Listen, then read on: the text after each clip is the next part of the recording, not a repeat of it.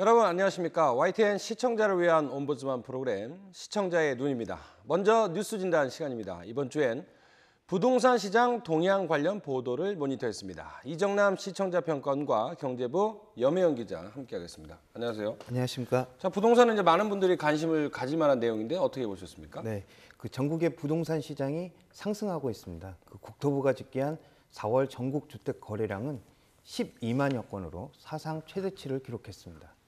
아파트 가격도 강세인데요. 국민은행에 따르면 5월 말 서울 아파트 평균 매매가는 5억 198만 원이고 또 2년 만에 5억 원을 돌파했습니다. 아파트 분양 시장도 뜨거운데요. 동탄 제2신도시는 청약 경쟁률 60대 1을 달하기도 하고 최근 분양을 마친 옥길지구를 위시하여 위례, 위사, 마곡지구 등도 큰 인기를 모으고 있습니다. 부동산 시장이 과열되는 것은 DTI와 LTV 완화, 또 주택 3법 시행 등 규제 완화의 영향도 있어 보입니다. 또한 매매가의 71%까지 치솟은 전세로 인해 매매 수요가 늘었고 여기에 사상 최저인 저금리도 영향을 끼친 듯합니다. 서울의 전셋값 오름세는 굳이 설명하지 않아도 부천의 한 아파트는 2년 사이 8천만 원이 넘게 오른 곳도 있습니다. 광주에서는 전셋값이 매매가를 역전한 경우도 나왔는데요. 문제는 이런 상황이 언제까지 지속될 수 있느냐입니다. 주택 보급률이 100%를 넘어섰고 또 공급 물량을 소화하는 데는 한계가 있습니다. YTN은 지난 4일 아파트 분양 시장에 대해 보도를 했는데요. 최근 부동산 시장의 현황과 또 내 집 마련의 적기 여부를 생각해 볼 수 있는 좋은 보도였다고 생각합니다. 베이비 부머의 은퇴, 또 저출산 고령화로 주택 수요는 구조적인 감소세라는 분석도 있는데요. 앞으로의 부동산 시장을 어떻게 전망하시는지 궁금합니다. 좀 어렵겠지만 부동산 시장 앞으로 어떻게 전망을 할 수 있을까요? 네, 사실 이 부동산 시장을 전망하는 게 주식시장 전망하는 것처럼 쉽지는 않습니다. 하지만 지금까지 관련 통계와 시장 분위기로 보면 전반적인 평가는 할 수 있겠는데요. 글로벌 금융위기 이후 지난해까지는 경기 침체가 이어져 부동산 시장에 암흑기였다고 할 수 있습니다. 하지만 이후 조금씩 부동산 시장이 살아나고 있는데요. 그렇지만 지난 2007년 이전과 같은 화랑사가 되기는 쉽지 않을 것이라는 게 전문가들의 대체적인 분석입니다.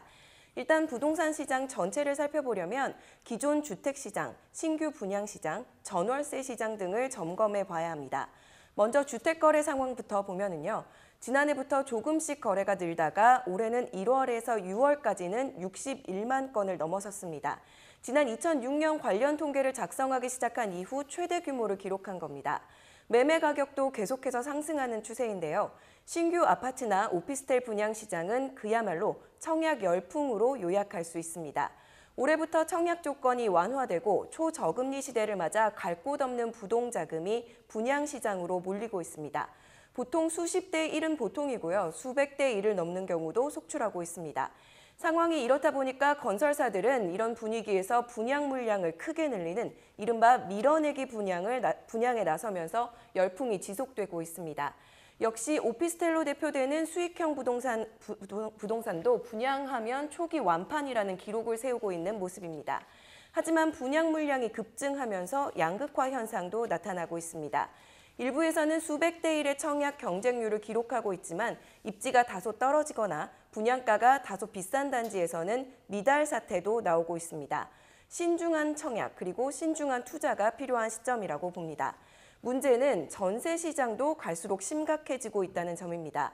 전세 세입자들은 2년 뒤 재계약을 할 때 현재 수준이나 약간만 보증금이 오르기를 바라죠. 반면 집주인들은 초저금리 시대에 전세 보증금을 은행에 넣어도 이자가 거의 없기 때문에 전셋집을 반전세, 즉 보증부 월세나 월세로 돌리고 있습니다. 그러다 보니 전세 매물은 갈수록 줄어들고 전셋값은 급등하는 현상이 심화되고 있는 겁니다. 전세는 주로 서민이나 중산층이 이용하는데요. 2년 만에 수천만 원에서 수억 원을 한꺼번에 올려주기는 사실상 불가능합니다. 그래서 아예 신규 분양 시장의 문을 두드리면서 내 집 마련에 나서거나 현재 위치에서 더욱 외곽 지역으로 밀려나는 이른바 전세 난민이 양산되는 악순환이 이어지고 있습니다. 기존 주택 매매 시장, 분양 시장과 전세 시장은 한마디로 빛과 그림자입니다.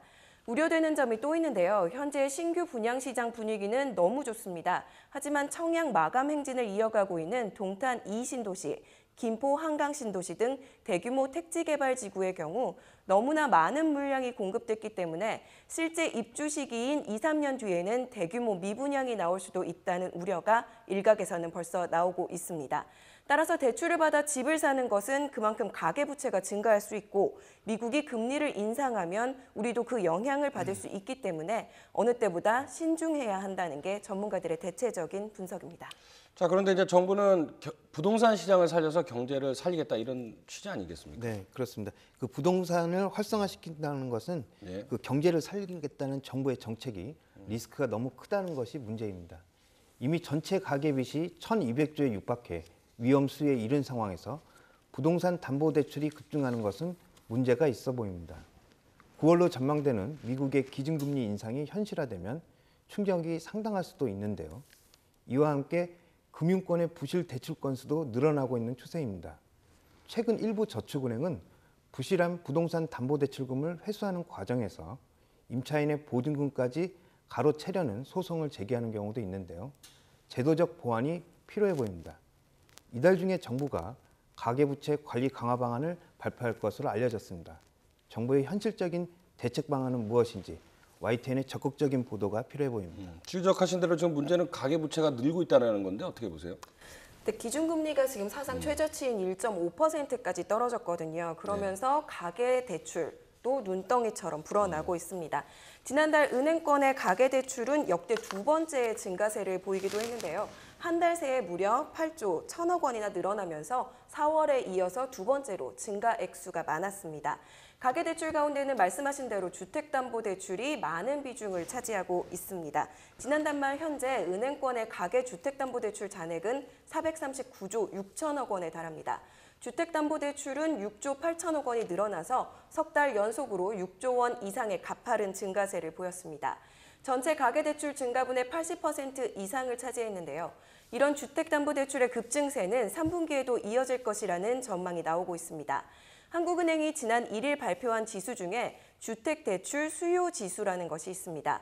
금융기관 대출 담당자들을 상대로 조사를 하는 건데 말 그대로 주택담보대출이 얼마나 늘어날 건지를 전망하는 지수입니다. 1부터 100 사이에서 수치가 높을수록 수요가 많다는 뜻인데요. 지난 2분기에 31을 기록했는데 3분기 전망치도 28 정도로 나왔습니다. 3분기에도 주택담보대출은 별로 줄어들지 않을 것이라는 얘기죠.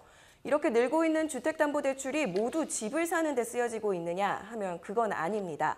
한국은행이 국회에 제출한 자료를 보면 다른 대출을 갚기 위한 용도가 실제 집을 사기 위해 받는 대출보다 2배나 더 많았습니다. 저금리 상황에서 집을 담보로 새로운 대출을 받아서 기존의 높은 금리 대출을 갚고 있다고 보면 되겠죠. 금리가 낮은데도 경기 불황으로 서민 대출의 연체율도 계속해서 높아지고 있습니다. 여기에 미국의 금리 인상으로 우리 금리도 오르게 된다면 사회적 문제가 될 수 있다고 보는데요. 이런 문제를 완화하기 위해서 정부는 각종 대책을 쏟아내고 있습니다. 기획재정부는 주택담보대출의 경우 이자만 내다가 만기에 일시 상환하는 방식이 아니라 처음부터 빚을 차근차근 갚아나가는 분할 상환 방식으로 대출 구조를 개선하기로 했습니다. 구체적인 내용이 이달 안에 발표될 텐데요.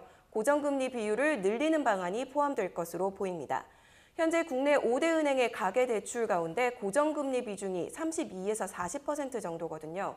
시중은행 가운데 많은 곳은 변동금리 비중이 90%에 달하는 곳도 있습니다.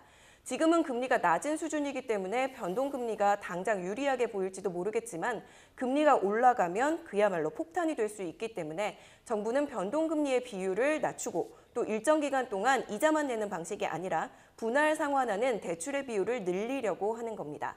한국은행도 급증하는 가계부채 부담 등을 고려해서 이번 달 기준금리를 동결했죠.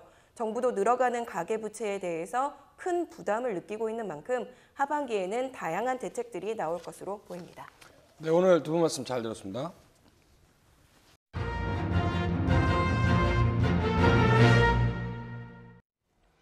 이번엔 시청자들께서 직접 만든 프로그램을 소개하는 시간입니다. 안전한 대한민국을 위한 119 안전재단 UCC 공모전을 열었는데요. 여기서 우수상을 받은 작품 함께 보겠습니다.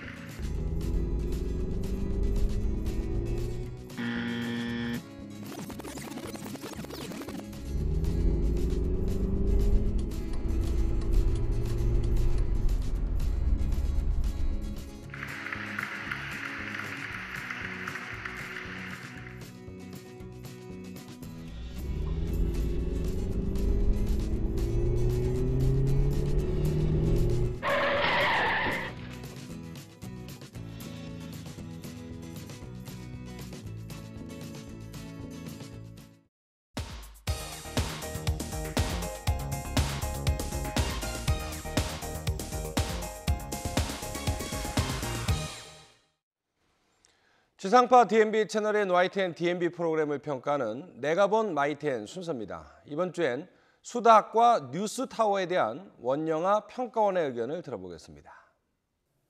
시청자 여러분 안녕하세요. YTN 시청자평가원 원영아입니다. 시청자 여러분이 학창시절에 가장 좋아했던 과목은 무엇이고 가장 까다로웠던 과목은 무엇이었나요? 저는 모든 과목을 두루두루 좋아했던 편이지만 단 하나, 수학 과목만은 너무나 어려웠었는데요. 시험을 볼 때에도 수학 시간만 되면 굉장히 긴장했었던 기억이 있습니다. 우리나라 학생들의 수학 과목 성취도는 OECD 국가 중 1위라고 하는데요. 반면에 흥미도는 34개국 28위라는 결과가 있다고 합니다. 그만큼 우리나라 학생들이 수학을 상당히 어려워한다는 말인데요. 이 때문에 수포자, 즉 수학 포기자가 다수라고 합니다. 최근에는 교육적 목적을 갖는 방송 프로그램이 다수 제작되고 있는데요. 수다학도 마찬가지 구성을 갖는 프로그램입니다. 그런데 이번 주에 방송된 수다학은 학생을 대상으로 한 것이 아니라 학령기 학생의 부모를 대상으로 다양한 이야기를 나누고 올바른 교육 방법을 제시해주는 구성으로 이루어졌습니다. 까다로운 과목 수학과 관련해서 어떤 이야기가 이루어졌는지 살펴보도록 하겠습니다.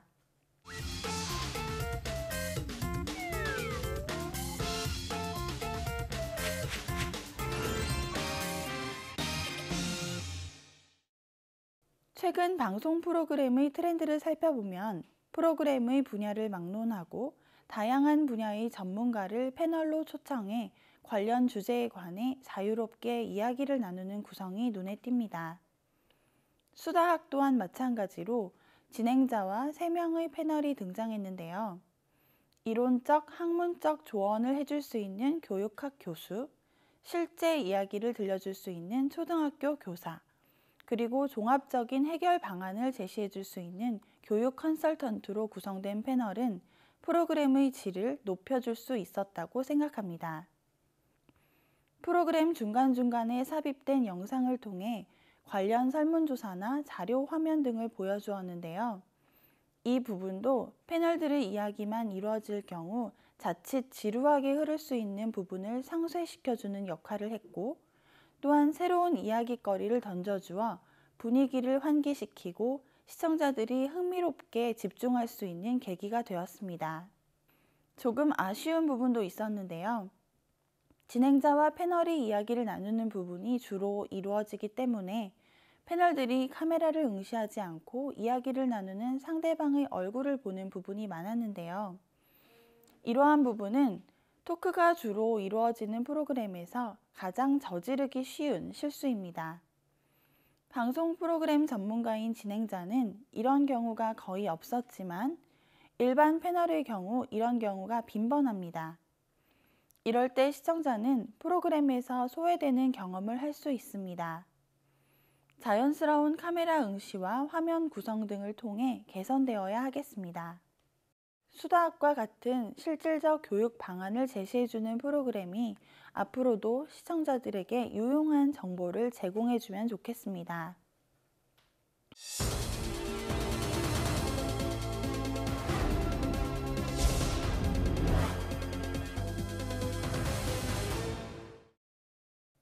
올여름은 메르스 전염과 관련한 이슈로 모든 뉴스가 도배되며 시작됐는데요.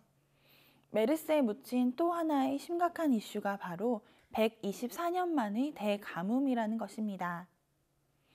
한창 농번기에 들어서야 하는 시기에 물이 부족해 농민들이 소가리를 앓고 있다고 하는데요. 남미의 육식 어종인 피라냐가 발견되어 그러지 않아도 부족한 저수지 물을 고육지책으로 빼내게 되어 농민들이 더욱 힘들어하고 있다는 보도가 되었습니다.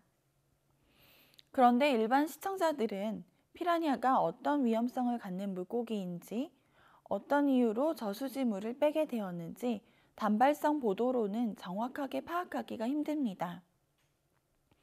그래서 매일 오전 10시에 방송되는 뉴스타워에서는 몇 가지 이슈를 주제로 자세한 설명과 영상으로 앵커 리포트를 구성하고 있습니다. 시청자들에게 유익한 정보를 제공하고 어려운 부분을 상세하게 설명하기 위한 뉴스의 한 꼭지, 앵커 리포트는 시청자들에게 꼭 필요한 부분입니다. 피라냐 관련 이슈에서도 남성 앵커는 피라냐의 생태와 서식 환경에 관한 설명, 전문가의 의견 등을 적절하게 섞어 유용한 정보를 제공해 주었습니다. 뉴스는 시청자들이 알아야 할 정보를 알려주는 목적을 갖습니다. 그러나 어려운 용어가 많이 포함되거나 배경 지식을 요하는 것이 많은데요. 앵커 리포트는 이러한 부분을 잘 보완해주는 역할을 한다고 생각합니다. 시청자들이 뉴스를 보고 듣는 데에 그치는 것이 아니라 전달된 정보와 지식을 자신의 것으로 만들어 실제 생활에 유용하게 활용할 수 있도록 하는 것이 뉴스 프로그램의 역할일 텐데요. 이런 면에서 뉴스타워와 같은 YTN 뉴스 프로그램들이 특히 앵커 리포트와 같은 꼭지가 좋은 역할을 해주면 좋겠습니다.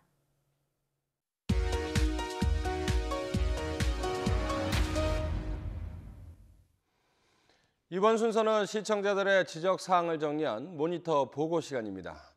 YTN 뉴스를 시청하다 보면 통일성이 필요한 자막이나 화면에 자세한 정보 제공이 필요한 경우가 종종 나타나는데요. 시청자들은 좀 더 정확한 뉴스를 당부했습니다. 지난 6일 마술 같은 숙성, 쇠고기 저렴하게 즐긴다라는 기사에서 소고기의 숙성 방법 등 자세한 내용을 소개했습니다. 하지만 배꼽 자막에는 쇠고기, 그리고 내용 자막에는 소고기로 표기했습니다. 이 둘 다 맞는 표기지만 같은 기사에서는 통일성이 필요하다는 지적이 있었습니다. 같은 날 한강 몽땅 여름축제 관련 네트워크 뉴스에서 지자체 관련 행사 등을 알려주는 기사가 있었습니다. 이런 기사의 목적은 시청자들이 정보를 얻어 행사에 참여하도록 독려하는 것도 있다고 생각하는데, 이왕이면 멘트에서처럼 지자체 홈페이지를 참조라는 것과 함께 자막에 홈페이지 주소 등을 제시하면 더 좋을 것 같다는 시청자 지적이 있었습니다.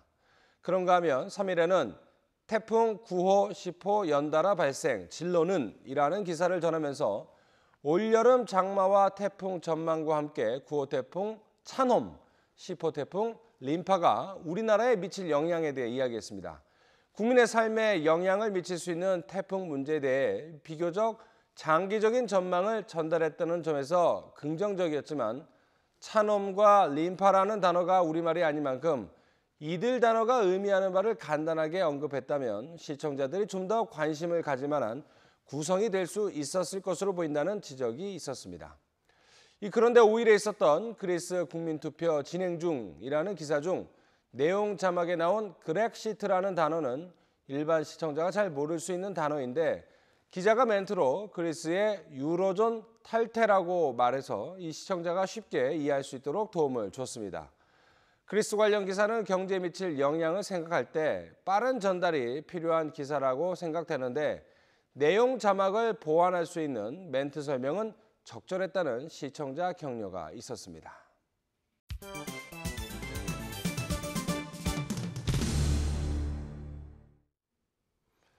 언론 전문가로부터 우리 언론의 문제점과 발전 방향 등을 들어보는 매체 비평 시간입니다. 오늘은 최충웅 경남대 교수로부터 올바른 방송 언어가 밝은 사회를 이룩한다라는 주제 논평 들어보겠습니다.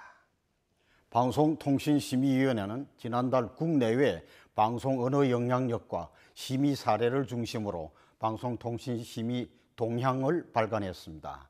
주요 내용은 방송 언어가 문화 형성에 큰 영향을 준다는 점에서 가이드라인 필요성을 지적하고 있습니다.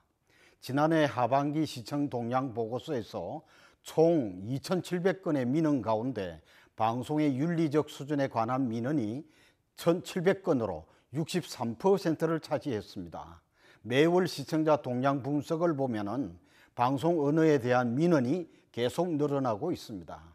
대표적인 지적사항은 반말과 욕설, 비속어, 막말 등입니다.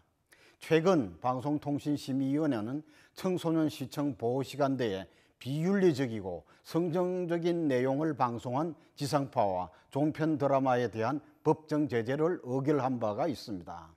방송 문화를 형성하는 여러 요소 중에서 주요한 부분이 바로 방송 언어입니다. 언어는 단순한 의미 전달의 도구가 아니라 사고방식이나 가치체계를 반영하는 문화적, 이념적 전달 도구입니다. 한국교육총연합회가 중고등학생 대상으로 조사한 결과 평균 75초에 한 번씩 욕설을 하는 것으로 나타났습니다. 1분마다 욕설을 한다는 것은 욕을 입에 달고 있는 것이나 다름이 없습니다. 여성가족부 보고서에서도 청소년 74%가 매일 욕설을 하며 욕하지 않는 경우가 5%밖에 안 된다고 합니다. 욕설하는 이유는 남들이 하니까 또는 친근감이 가니까 아예 습관성이라고 합니다. 평소 사용하는 욕설이 그렇게 나쁜 것인 줄 모르고 그냥 습관적으로 한다는 학생이 많았습니다. 교육부에서 욕을 많이 학생은 생활기록부에 올려 진하게 불이익을 준다는 정책을 발표한 바가 있습니다. 오죽하면 정부에서 이런 대책까지 내놓았겠습니까? 청소년들의 욕설 모방은 인터넷, 온라인 게임, 영화, TV 드라마 등 대중매체의 영향으로 파악되고 있습니다. 3살 버릇 8가지라고 했습니다. 빗나간 언어는 빗나간 행동으로 이어지고 결국은 빗나간 인생이 된다는 것을 깊이 인식해야 합니다. 방송, 영화, 포털 업체와 게임 제작에서 우리 청소년들이 올바른 언어 생활로 미래 대한민국 주역으로 이끌어가는데 힘을 모아야 하겠습니다. TV 방송에서 막말과 인격 비하, 성정적인 언어들이 걸러지지 않고 자막으로도 방송됩니다. 방송에서 부적절한 언어와 맞춤법에 어긋난 한글 파괴 현상으로 올바른 언어 생활을 해치고 있습니다. 방송 언어는 문화를 대변하고 문화를 선도하는 역할과 기능을 지닙니다. 올바른 방송 언어로 건강한 방송 문화를 창조해 나가야 합니다. 공적 매체인 방송은 우리 문화를 가꾸고 지키는 데 앞장서야 할 사명과 사회적 책임이 있습니다. 올바른 방송 언어가 밝은 사회와 건강한 국가를 건설합니다. 시청자의 눈은 시청자 여러분의 참여를 기다리고 있습니다. YTN 홈페이지 시청자 의견 코너에 글을 남겨주시면 좀 더 정확하고 공정한 방송을 만드는 데 참고하겠습니다. 이번 주 순서는 여기서 마치겠습니다. 고맙습니다.